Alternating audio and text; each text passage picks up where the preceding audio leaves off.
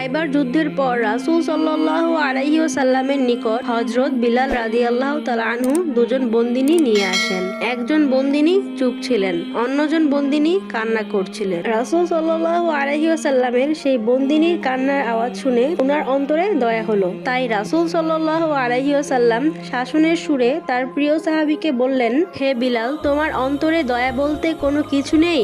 এই মহিলাদের তুমি সেই রাস্তা দিয়ে এনেছো যে রাস্তা দিয়ে তাদের পিতা ও ভাইয়ের লাশ মাটিতে পড়েছিল। তারপর যুদ্ধে পাওয়া গনিমত যখন ভাগ করা হচ্ছিল, তখন সাহাবী হযরত দাহিয়া কালবি রাদিয়াল্লাহু তাআলা আনহু তার জন্য দাসী হিসেবে সেই কান্না করা বন্দিনীকে চাইলেন, কারণ সেই বন্দিনী অত্যন্ত সুন্দরী ছিলেন। তখন অন্য সাহাবীরা রাসূল সাল্লাল্লাহু আলাইহি ওয়াসাল্লামকে বললেন, হে আল্লাহর রাসূল সাল্লাল্লাহু আলাইহি সাল্লাম, দাহিয়া কালবি যেই দাসীকে চাইলেন সেই দাসী বনু কুরাইজা ও বনু নাজির গোত্রের সম্মানিত নারী। এই নারী দাহিয়া কালবির উপযুক্ত নয়, এই নারী আপনার উপযুক্ত, এই নারীকে আপনার বিয়ে করা উচিত। তারপর হযরত দাহিয়া কালবি রাদিয়াল্লাহু তাআলা আনহু অন্য নারীকে দাসী হিসেবে নেন, আর সেই কান্না করা নারী ছিলেন হযরত সাফিয়া রাদিয়াল্লাহু তাআলা আনহু।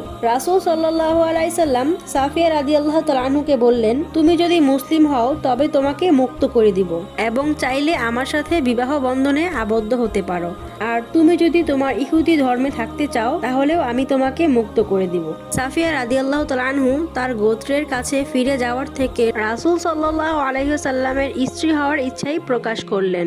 তারপর খাইবার থেকে রওনা হয়ে সহবা নামক স্থানে রাসূল সাল্লাল্লাহু আলাইহি ওয়াসাল্লামের সাথে সাফিয়া রাদিয়াল্লাহু তাআলা আনহু এর বিবাহ হলো। রাসূল সাল্লাল্লাহু আলাইহি ওয়াসাল্লাম সাফিয়া রাদিয়াল্লাহু তাআলা আনহুকে বিবাহের মোহর দিতে চাইলেন। তিনি বলেন তার মুক্ত করে দেওয়াটাই হচ্ছে তার মোহর। পরের দিন খাইবার ছেড়ে সকলে মদিনার উদ্দেশ্যে রওনা দেন। রাসূল সাল্লাল্লাহু আলাইহি ওয়াসাল্লাম সাফিয়া রাদিয়াল্লাহু তাআলা আনহুকে নিজের উটের হাওদায় তুলে নিলেন এবং তিনি নিজেই উটে পর্দার ব্যবস্থা করে দেন। পথিমধ্যে রাসূল সাল্লাল্লাহু আলাইহি ওয়াসাল্লাম নিজের কাফেলাকে থামিয়ে বিশ্রাম নিলেন। সকালে যখন রাসূল সাল্লাল্লাহু আলাইহি ওয়াসাল্লাম ফজরের নামাজ পড়তে যাবেন, তখন রাসূল সাল্লাল্লাহু আলাইহি ওয়াসাল্লাম উনার তাঁবুর সামনে এক সাহাবীকে তলোয়ার হাতে দেখতে পান।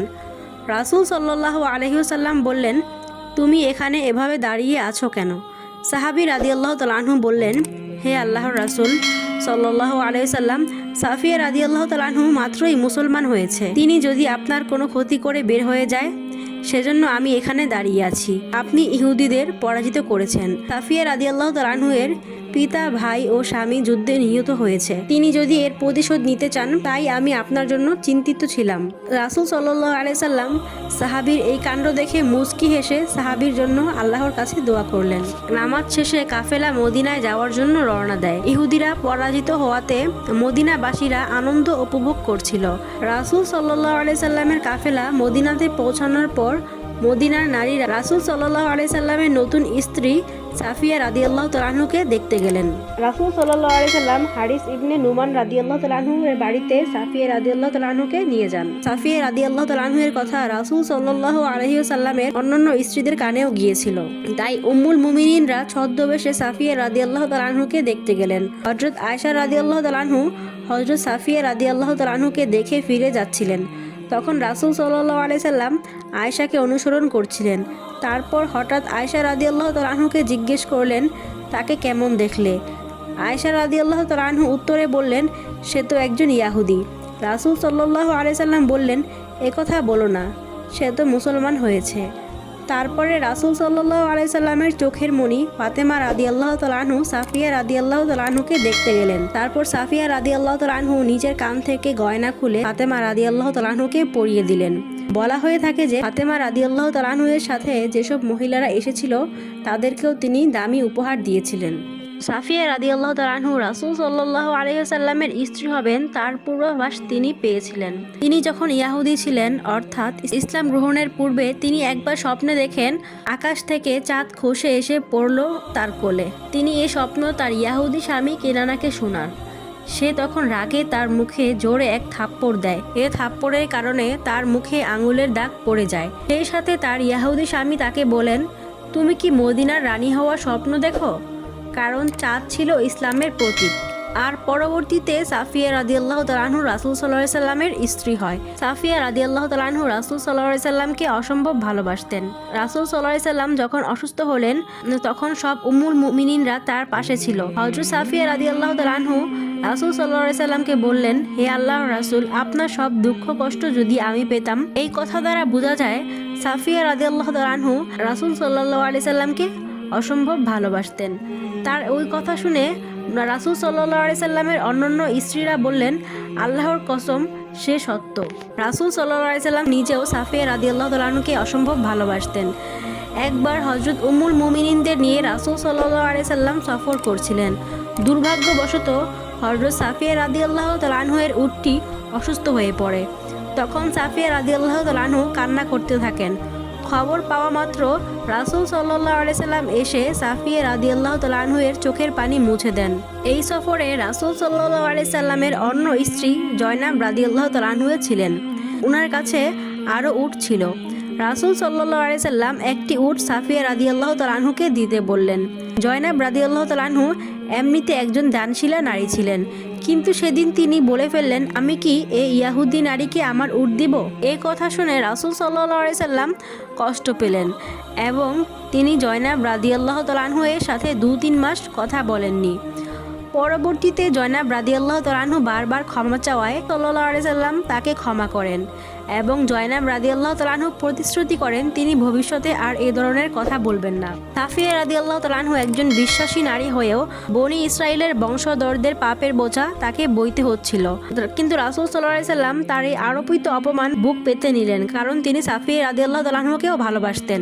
হযরত সাফিয়া রাদিয়াল্লাহু তাআলা আনহু ইহুদি ছিলেন, তাই অনেকেই তাকে কটূক্তি করত। উম্মুল মুমিনিনরাও সুযোগ পেলে তাকে ইহুদি বলে আঘাত দিতেন। রাসূল সাল্লাল্লাহু আলাইহি সাল্লাম একদিন তার ঘরে এসে তাকে কাঁদতে দেখেন। কান্নার কারণ জিজ্ঞেস করলে সাফিয়া রাদিয়াল্লাহু তাআলা আনহু বলেন, হযরত আয়েশা রাদিয়াল্লাহু তাআলা আনহা ও হযরত জয়নাব রাদিয়াল্লাহু তাআলা আনহা বলে থাকেন, আমরা নবীর সকল স্ত্রীর থেকে উত্তম, কেননা আমরা কেবল নবীর স্ত্রী নই, সম্পর্কে চাচাতো বোনও, আর তুমি ইহুদি কন্যা।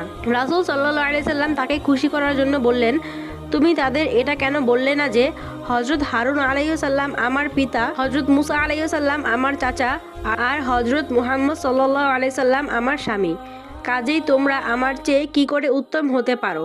রাসূল সাল্লাল্লাহু আলাইহি সাল্লাম এভাবেই তার মন ভালো করে দেওয়ার চেষ্টা করেছেন। দাম্পত্য জীবনে মনোমালিন্য অতি স্বাভাবিক ব্যাপার। একবার তার কি একটা কথায় রাসূল সাল্লাল্লাহু আলাইহি সাল্লাম কষ্ট পান, কিন্তু তার চেয়েও বেশি কষ্ট পান হযরত সাফিয়া রাদিয়াল্লাহু তাআলা আনহু নিজে। এক্ষেত্রে অনেকেই হযরত আয়েশা রাদিয়াল্লাহু তাআলা আনহার কাছে সমাধান পেতে যেতেন, তিনিও গেলেন। বললেন, আপনি জানেন কোনো কিছুরই বদলে আমি আমার পালা অন্য কাউকে দিই না, কিন্তু আপনি যদি আমার ব্যাপারে রাসূল সাল্লাল্লাহু আলাইহি সাল্লামকে প্রসন্ন করে দেন তো আমার পালা আপনাকে দিয়ে দিব। হযরত আয়েশা রাদিয়াল্লাহু তাআলা আনহা তার প্রস্তাবে রাজি হয়ে যান। এরপর তিনি রাসূল সাল্লাল্লাহু আলাইহি সাল্লামের কাছে গেলেন। স্বাভাবিকভাবেই রাসূল সাল্লাল্লাহু আলাইহি সাল্লাম বললেন, আজ তো তোমার পালার দিন নয়। আয়েশা রাদিয়াল্লাহু তাআলা আনহা মুচকি হেসে বললেন, এটা আল্লাহর ফজিলত, যাকে ইচ্ছা তাকে দান করেন।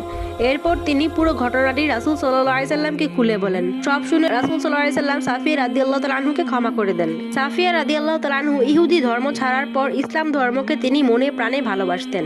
একবার এক দাসী তার সম্বন্ধে এক সন্দেহজনক অভিযোগ তুলে হযরত ওমর রাদিয়াল্লাহু তাআলা আনহুর কানে।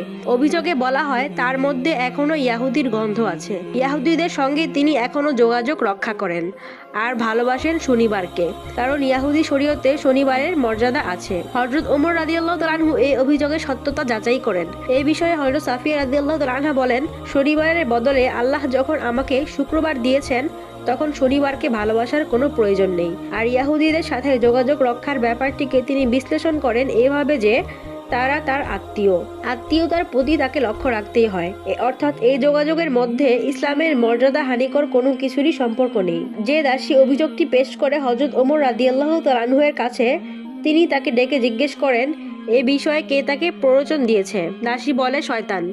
এ উত্তর শুনে হযরত সাফিয়া রাদিয়াল্লাহু তাআলা আনহু চুপ হয়ে যান আর দাসীকে মুক্তি দিয়ে দেন। হযরত সাফিয়া রাদিয়াল্লাহু তাআলা আনহু অত্যন্ত বুদ্ধিমতী, মর্যাদাশীল ও ধৈর্যের অধিকারিণী ছিলেন, সাথে তিনি দানশীলও ছিলেন। সাফিয়া রাদিয়াল্লাহু তাআলা আনহুর একখানা ব্যক্তিগত ঘর ছিল। কিন্তু তাও তিনি তার জীবদ্দশায় দান করে দেন। সাফিয়া রাদিয়াল্লাহু তাআলা আনহু এর বাবা, ভাই, মা এবং তার কেউই ছিল না। তিনি ছিলেন একজন নিঃসঙ্গহীন নারী। তাই রাসূল সাল্লাল্লাহু আলাইহি সাল্লাম তার মৃত্যুর আগ পর্যন্ত তিনি তাকে অসম্ভব ভালোবাসতেন। 50 হিজরির রমজান মাসে 60 বছর বয়সে সাফিয়া রাদিয়াল্লাহু তাআলা আনহু ইন্তেকাল করেন। উনাকে জান্নাতুল বাকিতে সমাহিত করা হয়। ভিডিওটি ভালো লাগলে একটি লাইক দিন এবং শেয়ার করুন। সাথে চ্যানেলটি সাবস্ক্রাইব করে পাশে থাকুন।